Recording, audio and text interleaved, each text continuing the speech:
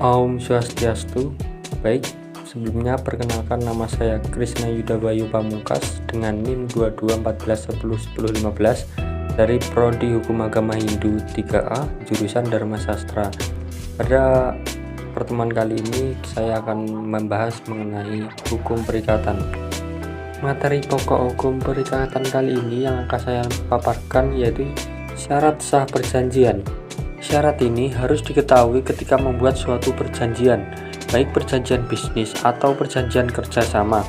Bagi pelaku bisnis, surat perjanjian mungkin sudah tidak asing lagi, di mana hampir setiap transaksi yang dilakukan, Anda dan mitra bisnis akan membuat suatu perjanjian yang berisi kesepakatan antara Anda dan mitra kerjasama. Secara umumnya, dalam surat perjanjian terdapat aturan mengenai hak dan kewajiban masing-masing dari para pihak serta hal-hal yang tidak boleh dilakukan oleh para pihak yang terlibat dalam surat perjanjian tersebut. Berdasarkan Kitab Undang-Undang Hukum Perdata yang dimaksud sebagai dasar hukum perjanjian di Indonesia, para pihak yang diberi kesempatan untuk mengatur isi perjanjian yang akan mereka sepakati pada poin ini bisa kita simpulkan bahwa kedua belah pihak diberi kebebasan oleh undang-undang ini untuk mengatur dan menyepakati bersama suatu perjanjian tersebut. Namun kebebasan tersebut tidak menghilangkan kewajiban para pihak untuk tetap mematuhi ketentuan yang berlaku. Nah, bagi Anda yang sudah melakukan suatu perjanjian, apakah Anda sudah memperhatikan surat perjanjian yang dibuat? Apakah sudah memenuhi syarat sah dari perjanjian, yaitu yang tertulis dalam pasal 1320 Kitab Undang-Undang Hukum Perdata, di mana terdapat 4 syarat sah perjanjian yang harus dipenuhi ketika membuat surat perjanjian. Yang pertama, yaitu adanya kesepakatan dari para pihak dalam membuat suatu perjanjian. Anda harus mencapai kesepakatan para pihak atas hal-hal yang diperjanjikan. Kesepakatan yang dimaksud di sini adalah kesepakatan tersebut lahir dari kehendak para pihak tanpa ada kekhilafan, paksaan, atau penipuan. Saya kasih contoh ya.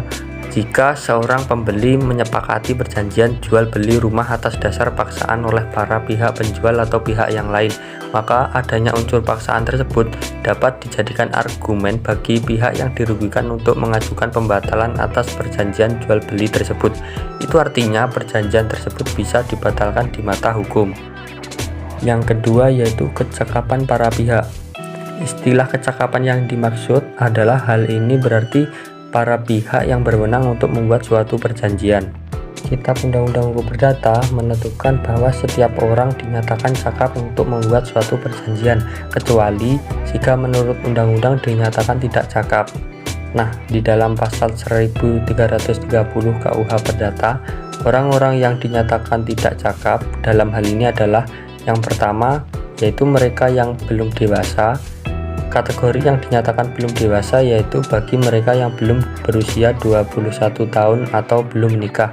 Sebagai contoh, seseorang yang baru berusia 16 tahun, mereka tidak dapat membuat suatu perjanjian dengan orang lain. Kemudian yang kedua, mereka yang di bawah pengampuan. Nah, seseorang yang berada di bawah pengampuan berdasarkan pasal 433 KUH Perdata, yaitu seseorang tersebut dalam keadaan sakit jiwa atau mereka memiliki daya pikir yang rendah meskipun kadang-kadang cakap menggunakan pikirannya, serta orang yang tidak mampu mengatur keuangannya sehingga menyebabkan keborosan yang berlebihan. Nah, orang-orang seperti ini mereka juga tidak diperbolehkan untuk membuat suatu perjanjian. Yang ketiga, adanya objek perjanjian. Suatu perjanjian harus memiliki objek yang jelas. Tentunya objek tersebut tidak hanya berupa barang namun juga dapat berupa jasa yang dapat ditentukan hasilnya. Misalnya perjanjian jual beli, perjanjian sewa menyewa, perjanjian jual beli, dan hak membeli kembali. Jadi di situ dijelaskan objeknya apa, materinya apa, dan itu dibuat sejelas mungkin sehingga tidak menimbulkan gambaran yang keliru, sehingga tidak boleh objeknya kabur dan tidak jelas. Sebagai contoh dalam suatu perjanjian jual beli, misalnya saya merekomendasikan untuk menjual mobil Toyota Avanza berwarna hitam yang diproduksi pada tahun 2012 kepada Anda dengan harga 150 juta rupiah. Dalam perjanjian, saya secara jelas menyatakan barang yang akan dijual beserta jenis, harga, hingga ciri-ciri tersebut haruslah sama. Nah, Di situ berarti yang menjadi objek suatu perjanjian adalah mobil Toyota Avanza tahun 2012 yang berwarna hitam. Kemudian yang keempat yaitu sebab yang halal. Sebab yang halal berhubungan dengan isi perjanjian itu sendiri, di mana perjanjian tersebut dibuat berdasarkan tujuan yang tidak bertentangan dengan hukum positif yang berlaku. Perjanjian dibuat berdasarkan sebab yang tidak benar atau dilarang membuat suatu perjanjian tersebut menjadi tidak sah. Sebab yang tidak halal adalah karena dilarang oleh undang-undang atau berlawanan dengan aturan hukum. Saya kasih contoh, misalnya ketika para pihak membuat perjanjian untuk membunuh orang lain. Dalam hal ini pembunuhan orang lain dilarang oleh undang-undang, sehingga perjanjian tersebut tidaklah sah. Selain keempat syarat tadi, juga terdapat syarat khusus dari suatu perjanjian, yang diantaranya yaitu yang pertama syarat tertulis untuk kontrak tertentu, yang kedua syarat akta notaris untuk kontrak tertentu, yang ketiga syarat akta pejabat untuk kontrak tertentu, yang keempat ada syarat izin dari pihak yang berwenang.